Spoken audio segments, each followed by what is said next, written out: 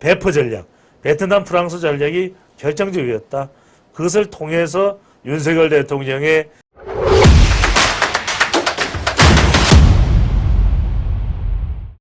자, 오늘 여러분들과 함께 할 첫 번째 내용은 바로 대통령 지지율입니다. 제가 말씀드렸죠.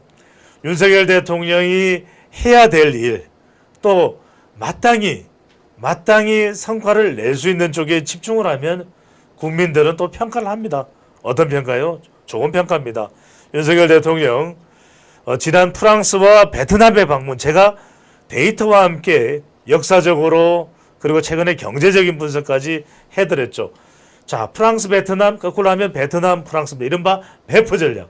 윤석열 대통령의 영업사원 1호 전략.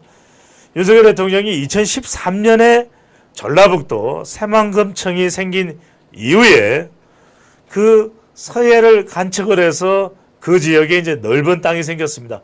어떻게 하면 그곳을 개발하고 또 대한민국 또 성장 발전의 동력으로 만들어갈지, 그것이 상당히 주목을 받았고 중요했던 그 지역 아니겠습니까? 그 지역에 윤석열 대통령 임기 시작한 이후로 무려 6조 6천억 원의 투자가 유치됐습니다. 여러분들 대단한 겁니다. 새만금이 있는 지역에서 조금 더 올라가면 세종시가 있죠. 그리고 여기서 조금 더 내려오면 전라남도에 또 대불단지가 있습니다. 목포 인근에요. 이렇게 대불단지 또 서해 개발에 하나의 중추 역할을 할 수 있는 이 새만금 산업단지. 무려 그 이전에는 윤석열 대통령이 임기 시작하기 전까지만 하더라도 불과 1조 5천억 원밖에 유치가 되지 않았던 이 새만금. 말 그대로 우리 산업의 동력이죠. 산업의 앞으로는 이제 중심이 될 2차 전지의 메카가 될 것으로 알려지고 있습니다. 무려 6조 6천억. 그러니까 대통령 임기 이전에 거둬들였던 1조 5천억의 4배가 넘는 막대한 유치 자금을 끌어낸 윤석열 대통령. 윤석열 대통령은 며칠 전 국무회의에서 이렇게 이야기를 합니다. 대통령이 1호 영업 사원이 되고 그리고 세일즈 외교를 한다라는 것. 여러분들께 제가 분석을 해드렸죠. 윤석열 대통령이 서울법대를 나오고 거의 본인의 이 사회 경력의 대부분을 검사로서 보냈지만, 검사 신분으로 보냈지만 왜 이렇게 경제에 대해서 상당히 깊은 관심을 들이고 적극적으로 행보를 하고 성과를 끌어내느냐. 그건 바로 윤석열 대통령이 바로 성장 시점이 박정희 전 대통령 때예요. 그 고도 성장을 보면서 기업이 잘 돼야 나라가 서는구나. 현대, 삼성, SK, LG 정말 기라성 같은 이렇게 많은 우리가 듣기에 단순히 미국처럼 페이스북이나 이런 회사가 아니에요. 미국에 상당히 많은 자동차 메이커들이 몰락을 했었습니다. 지금 다시 조금 살아나긴 했지만 현대자동차 세계 4위의 판매 실적이에요. 고 정주영 회장이 그런 이야기를 하지 않습니까? 임자 해봤어? 회복이나 한 거야? 이 이야기는 사실은 박정희 전 대통령도 그렇게나 많이 했던 이야기입니다. 1975년에 아내인 유경수 여사가 북한이 보낸 조총련이 보냈나요? 그 흉탄에 정말 비운의 그 쓰라린 사건을 겪었음에도 불구하고 박정희 전 대통령은 고도성장, 경부고속도로를 만들어내고 울산 산업단지, 포항제철소 이 모든 것이 국가 지도자의 숙명처럼 이뤄낸 성과였습니다. 그 성과의 과정을 보고 자랐던 것이 윤석열 전 대통령이에요. 제가 그 분석을 해드리는 겁니다. 왜 윤석열 대통령이 헌법이나 형사소송법이나 민사소송법을 강조하는 것이 아니라 이렇게 경제를 강조하는 이유는 그의 성장 시기가 바로 고도성장. 지금 겪어보니까 지금 이제 대한민국은 우리 이 주식이 아직 MSCI 모건 스탠리 캐피털 인덱스에 우리가 선진국 지수로 올해 편입은 못했습니다. 한 내년에 편입이 될 것 같아요. 이처럼 우리가 이제 국제사회에서 선진국으로 평가받는 이유는 뭐냐면 이런 고도성장이 없었다면 정말 우리 불가능했을 겁니다. 이제 저출산 문제도 해결하고 이제는 이념이 아니라 정말 실질적인 대한민국의 성장, 이것을 이끌어 나가야 되겠다는 것이 윤석열 대통령이 내세우고 있는 1호 영업사원의 모토가 되겠죠. 많은 분들이 공감을 해주고 계십니다. 자, 우리 인사를 나눠주고 계시는 이기철 무지개님 반가워요. 아투 자주십시오. 정말 아시아투데이 우리 가족분들과 함께하는 풍성한 매주 목요일 여론돌직구 시간을 만들어 가겠습니다. 이 과정을 겪었기 때문에 윤석열 대통령이 그래 이제는 우리가 이 고도성장을 더 큰 가치로 이끌어가야 되겠다. 그래서 미국과 가치동맹 이야기가 나오는 것이고, 자, 일본의 변화도 우리가 벌써 후쿠시마 오염수는 따로 별도로 이야기하고요. 자, 일본이 화이트리스트도 이제 복원을 했죠. 이런 일련의 과정이 뭐냐? 우리가 먼저 주도를 한 겁니다. 계속해서 그러면 일본과 냉랭할 거냐?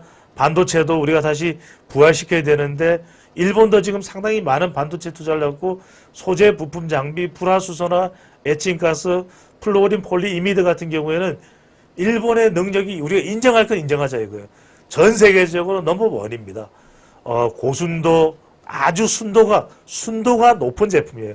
반도체는 매우 민감하기 때문에 이 웨지를 씻어내는데도 후공정에도 아주 품질이 높은 것을 사용하지 않으면 안 된다는 겁니다. 그런데 다른 지도자들은 참 여론이 신경 쓰였을 거예요. 국민 감정이 일본에 대해서 안 좋잖아요. 우리 축구만 해도 일본 싫어, 일본 때려 죽어라, 어디서 독도가 감히 니네 땅이라고 이야기를 하지만 윤석열 대통령도 굉장히 쉽지 않은 결정을 한 겁니다. 과감하게 기시다 후미오 총리와 담판을 해서 또 셔틀 외교를 복원시켰고, 이걸 통해서 우리가 얻어낼 수 있는 게 더 많은 게 뭐냐. 자, 이번에 대통령의 지지율 한번 보시죠. 윤석열 대통령, 자, 이 조사는 뉴시스가 여론조사한 내용입니다. 자, 이 내용을 보면은 윤석열 대통령 긍정평가 42.8%, 그리고 55.6%까지 부정평가는 내려왔습니다. 자, 40%를 다시 넘어간 윤석열 대통령의 지지율. 여러분들 저 그림을 잘 보시면, 그래프를 보시면 계속해서 대통령의 지지율 좀 내려갔지만 다시 올라갔고, 또 내려갔지만 다시 또 한미정상회담 이후에 조금 주춤하거나 내려갔던 지지율이 그래프의 오른쪽 아래 파란 색깔을 보시면 다시 41.1에서 42.8을 찍는 모습을 볼 수 있습니다. 거듭 말씀드렸지만 결국 중도층이나 그리고 MZ세대나 그리고 이 지지하는 정당이 없다는 정파가 없는 무당층은 결국은 얼마나 국익에 더 무게를 싣고 있느냐, 얼마나 실질적인 실속 국익을 위한 외교를 하고 있냐, 이런 쪽에 더 중점을 둔다는 거예요. 아무리 정치적으로 공방을 벌이지만 이념 논쟁을 해서 진보 보수 논쟁을 해서 밥이 나오나요? 술이 나오나요? 떡이 나오나요? 과자가 나오나요? 라면이 나오나요? 안 나옵니다. 중요한 건 실질적으로 우리가 하나라도 더 끌어오는 것. 새만금에 무려 6조 6천억을 유치하면서 여기 키스트, 한국과학기술원과 그리고 연구기관 23개가 들어가고요. 그걸 통해서 우리의 새로운 산업 동력을 만들어냅니다. 그러면 우리 여러분들 생각해 보십시오. 그렇게 호남이 개발되지 않았다, 전라북도, 전라남도 개발되지 않았다고 하지만 실질적인 게 더 중요하잖아요. 결국 새만금에 무려 6조 6천억의 30여 개 기업의 투자를 이끌어냈고, 원스톱으로 규제를 혁신적으로 혁파를 냈고, 이걸 통해서 유치를 했고, 용인 클러스터에서도 지금 일본의 기업들도, 일본 도쿄공업인가요? 일본의 기업들도 수천억씩을 투자하는 단계입니다. 바로 이런 걸 통해서 우리가 실속을 차리는 거죠. 중국과의 외교도 중요합니다. 하지만 중국은 어차피 점점 줄어들어가요. 우리의 비중이. 그렇다면 우리가 그것을 대체할 수 있는 것이 뭐냐? 베트남이나 프랑스가 되는 거예요. 이번에 베프 전략, 베트남 프랑스 전략이 결정적이었다. 그것을 통해서 윤석열 대통령의 지지율이 올랐다. 그래프 한번 더 보여주세요. 이 그래프에서 우리가 찾을 수 있는 건 뭐냐? 특히 중간지대에 있는, 여러분들 잘 보십시오. 자, 그래프 조금 밑에 하단 부분을 확대해서 보여주시면, 자, 확대해서 여러분들 보시면 미세하게 우리가 또 연구를 해보실 필요가 있습니다. 여러분들 보십시오. 대통령의 지지율인데 30대에서 여러분들 보세요. 무려 46.9%예요. 이게 중요한 겁니다. 30대에서 지금 50대보다 30대가 더 높아요. 결국 새만금에 6조 6천억을 유치하고 무려 베트남과 111개의 투자를 유치하고 그러면 전 세계에 있는 사람들이 한국으로 들어오고 한국에 있는 우리 젊은이들이 베트남에 나가서 또 투자를 하고 거기서 또 공장을 건설하고 연구 개발을 하고 베트남을 새로운 우리의 투자처로서 개발을 하고 중국을 대체할 수 있는 우리의 경제 전진기지로 개발을 하고 그러니까 30대들은 아는 거예요. 아, 투자가 늘어나고 이제는 기업이 더 채용을 할 수 있겠다. 그게 답인 거예요. 그게 답인 겁니다. 결국은 정부 일자리는 공무원 늘리는 거는 여러분들 해결책이 아니에요. 할 일도 없는 사람을 공무원을 뽑아놔요? 그럼 결국 세금 부담이잖아요.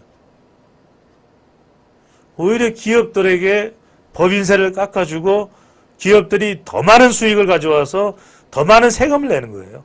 자, 법인세를 20억 깎아줬는데 삼성이 더 돈을 많이 벌어와서 세금을 2천억을 더 낸다. 여러분들 20억 깎아준 게 억울해요? 2천억을 더 걷어들인 게 놀라워요? 그렇잖아요. 아니 돈을 더 많이 벌어서 세금을 2천억을 내면 20억 깎아준 건 아무것도 아니잖아요. 그게 더 중요할 수 있다는 말씀을 드립니다.